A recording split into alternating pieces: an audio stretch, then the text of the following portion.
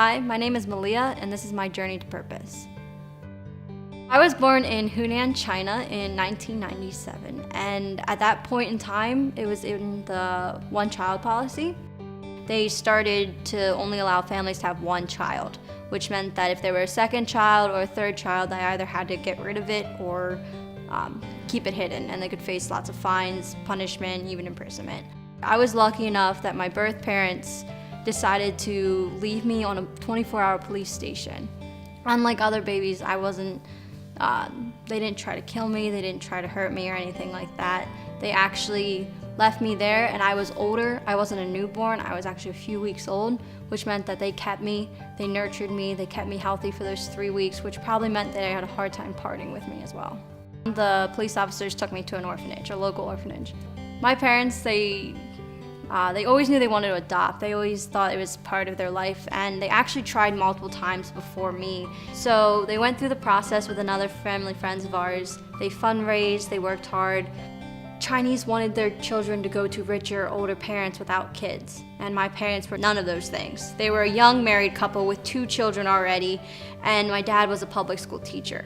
So they were not making the income mark, they already had too many children, and they were very young.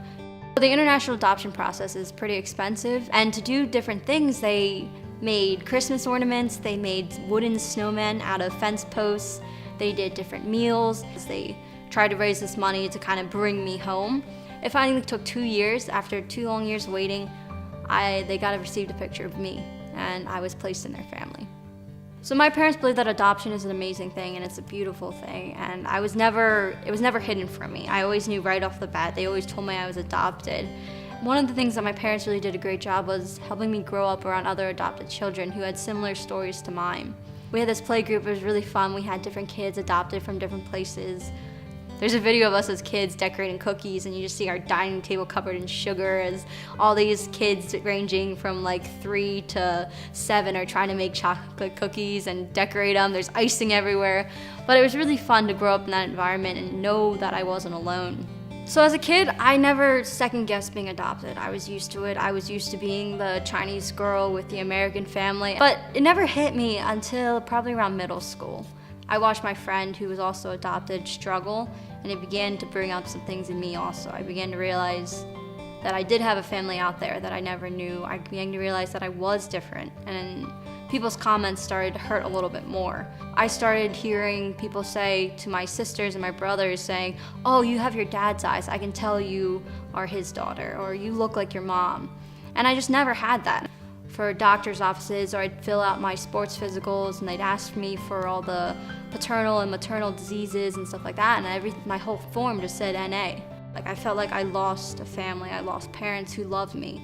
And for a while I thought that I was an abandoned child, that I wasn't loved, that I was given up, that I wasn't strong enough to go through the hard times in China. I wasn't strong enough to stay there and fight for my family. But it took me a while, a few years, and a lot of talking with God and really entrusting Him, believing that I was loved. Around my 18th birthday, it was around Christmas, one of our friends came and said, "Here, I have a present for you." I opened it and I was almost brought to tears because I read the note and it said, "This is what I bought for you in 1997. It was for your fundraiser to bring you home." And I was just like taken back, like someone kept them for almost 20 years. One of our family friends came up and said, "I heard God tell me the story that Malia's like Moses, that she was given up, but they watched her closely. They made sure that she was taken care of. They wanted to give her a better chance at life." I'm not sure when it really hit me, but it was something that I slowly had to come to terms with, and to realize that I would never find them, to finally figure out that that's okay. My family's here. I have a family here. They love me. I love them. And honestly, I can't ask for anything better. I still miss my other family, and knowing that they're out there can be difficult, but I've finally come to terms with that God had a plan for me to be here, that I was the missing piece in my own family, and I can't imagine a life other than this one.